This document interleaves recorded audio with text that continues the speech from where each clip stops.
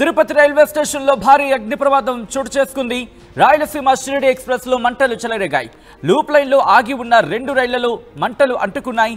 బోగీలో నుంచి భారీగా మంటలు ఎగసిపడుతున్న విజువల్స్ మీరు చూస్తున్నారు. ఆర్టీవీ స్క్రీన్ మీద మంటల్లో పూర్తిగా దగ్ధమైపోయింది ఓ బోగి. భయంతో రైళ్ల నుంచి పరుగులు పెట్టారు ప్రయాణికులు. విజువల్స్ మీరు చూస్తున్నారు. అక్కడ భోగిలో మంటలు అంటుకున్న తర్వాత నల్లటి పొగ. అదుగు మీరు చూడొచ్చు. తిరుపతి రైల్వే స్టేషన్లో ఆగి ఉన్న భోగికి సంబంధించి మంటలు అంటుకోవడంతో ప్రయాణికులంతా కూడా భయభ్రాంతులకు గురయ్యారు. ఆ విజువల్స్ మీరు చూస్తున్నారు. ఆర్టీవీ స్క్రీన్ మీద ఎక్స్క్లూజివ్ గా ఆ విజువల్స్ చూడొచ్చు. పూర్తిగా అటుగా వెళుతున్న అదుగు అంతకంతకు ఆ మంటలు పెరుగుతూనే ఉన్నాయి తప్ప ఎక్కడా తగ్గిన పరిస్థితి లేదు. ఆగి ఉన్న భోగిలో మంటలు అంటుకోవడానికి కారణం ఏంటి? ఎవరైనా కావాలని ఆకతాయిల పనా, లేకపోతే ప్రమాదవశాత్తు జరిగిందా? ఈ ఘటనకు సంబంధించి పూర్తి స్థాయిలో ఇంకా ఇన్వెస్టిగేషన్ జరగాల్సిన అఫ్కోర్స్ జరుగుతుంది. ఆ విజువల్స్ మీరు చూస్తున్నారు. మంటలు అంటుకున్నాయి. ఆగి ఉన్న భోగి పూర్తిగా దగ్ధమైపోతున్న విజువల్స్ మీరు చూడొచ్చు.